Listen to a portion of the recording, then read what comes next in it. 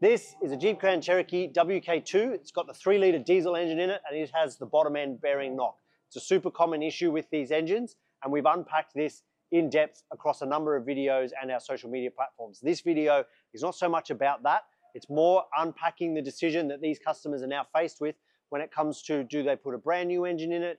Do they put a second-hand engine in it? Or do they cut their losses and walk away? We're going to unpack some of the finances and talk about what your options are and what is a sensible decision, trying to make this without an emotional decision involved.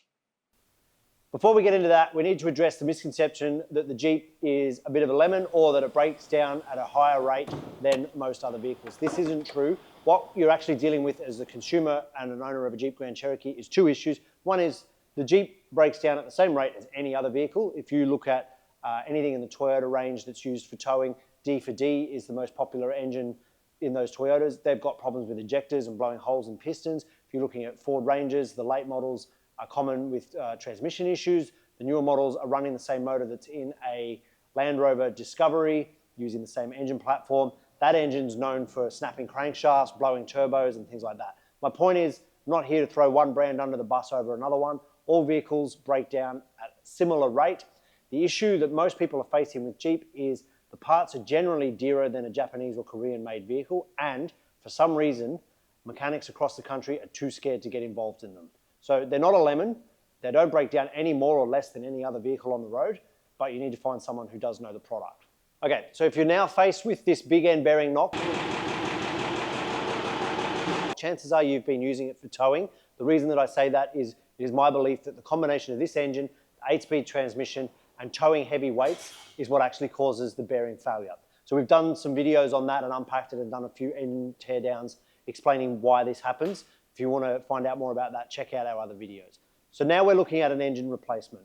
What we're looking at is either a second-hand motor, you'd be looking at around $16,000 Aussie installed for a second-hand, or you'd be looking at about $20,000 to $25,000 for a brand new 0-kilometer one to go into your Jeep Grand Cherokee. So the argument people are putting forward is that the car's probably only worth maybe $30,000 or $20,000 depending on the mileage on the car.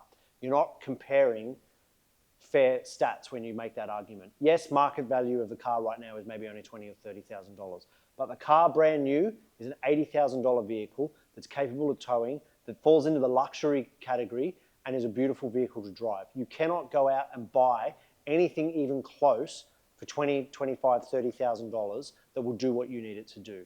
So if you are using it for towing and it's failed because of towing, my recommendation is you're probably better off spending the money and putting a motor in the car that you've currently got.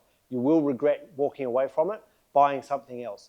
The only time where this isn't the case is if you went and bought something brand new, in which case the argument of not spending 25 grand because I'd rather spend 80 grand is ridiculous. The only times where I think that this would possibly make financial sense is if you're not in a position to fund the engine up front, but you are in a cash flow position where you can finance a new vehicle.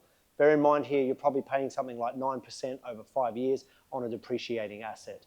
So as a general rule, my advice is it's an $80,000 car. No, it's not worth that right now, but that's the kind of vehicle we're talking about. An investment of $20,000, $25,000 to get another 100, 150,000 Ks out of it is a good investment. So if you've now come to the conclusion that what you want to do is actually buy a new vehicle, either a new Jeep or you're going to go and buy something else and walk away from the one that you've got that's got the bottom end problem, you're now looking at a luxury car, an expensive vehicle. In my opinion, and this is obviously personal opinion, there's not much on the market that will do the towing that you need that is as comfortable and luxurious to drive as the Jeep. In my opinion, the only things that kind of come close is the BMW or the Land Rover, both of which come with exceptionally large price tags, both of which would fall into the luxury car market. You'll be paying excessive tax on it. And as we were talking before, if you're financing a vehicle, you've got to add interest to that on an asset that's depreciating.